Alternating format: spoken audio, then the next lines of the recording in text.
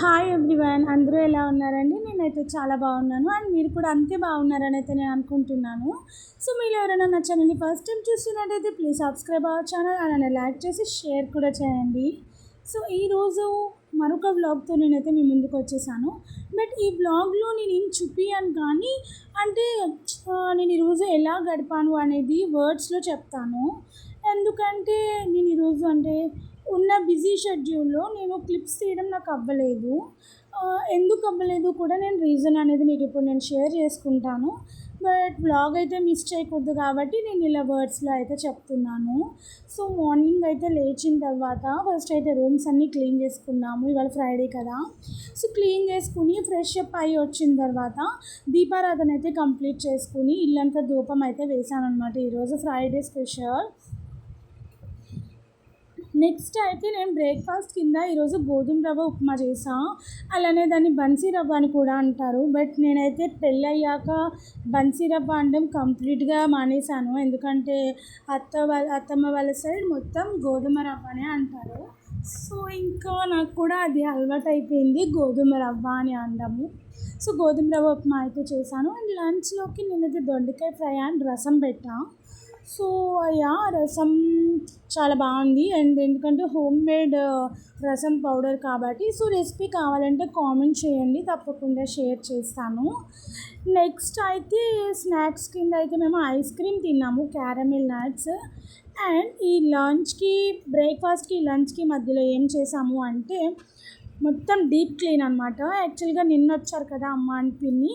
So నిన్న వచ్చేసి మొత్తం రూమ్స్ 2 బెడ్రూమ్స్ మొత్తం రీసెట్ చేశారు. మొత్తం బట్టలన్నీ తీసి మడతపెట్టి, ఇంకా అమ్మలు అయితే ఖాళీగానే ఉండరు కదండి, అందరు అమ్మలు అంతే కదా. సో మా అమ్మ అయితే అంతే, వచ్చినప్పుడల్లా నాకు మొత్తం డీప్ క్లీన్ చేసి అక్కర్లేనివి కావాల్సినవి అన్నీ సెపరేట్ చేసేసి మొత్తం అన్నీ నీట్గా చేసేసి వెళ్తుంది.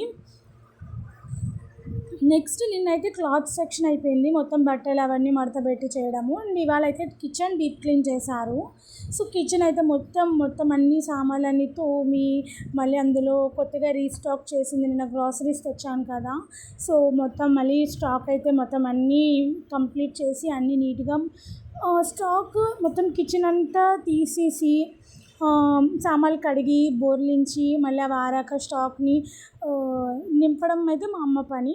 మొత్తం సర్దడము, దాన్ని మొత్తం అదేంటి సెల్ఫ్ పేపర్స్ ఉంటాయి కదా అవి వేసి సర్దడం అయితే మా పిన్ని వర్క్ అనమాట.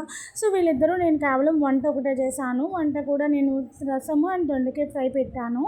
సో మిగతాదంతా వాళ్ళిద్దరూ చేసుకున్నారు. ఇంకా మధ్యాహ్నం వాళ్ళు అలసిపోయారని చెప్పేసి అయితే ఐస్ క్రీమ్ ఇచ్చాను, మంచిగా ఎంజాయ్ చేస్తా తిన్నారు.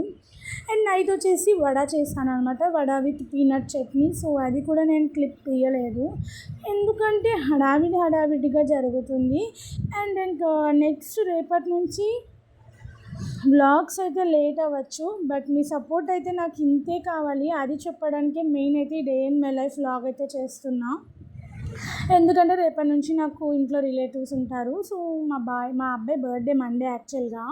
సో మండే రోజు కూడా వ్లాగ్ అనేది అయితే పోస్ట్ చేశాను. బట్ ఈ 3 days వ్లాగ్స్ నాకు టైం కుదిరితే ఏ డేకి ఆ డే అప్లోడ్ చేయడానికి అయితే ట్రై చేస్తాను.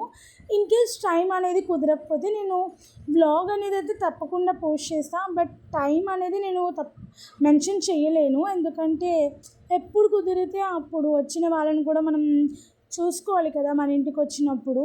సో అందువల్ల నేనైతే బ్లాగ్ అనేది అయితే ఈ పర్టికులర్ టైంలో అయితే పోస్ట్ చేయలేను అని చెప్తున్నా. బట్ ఎప్పుడు కుదిరితే అప్పుడైతే నేను పోస్ట్ చేయడానికి అయితే ట్రై చేస్తాను.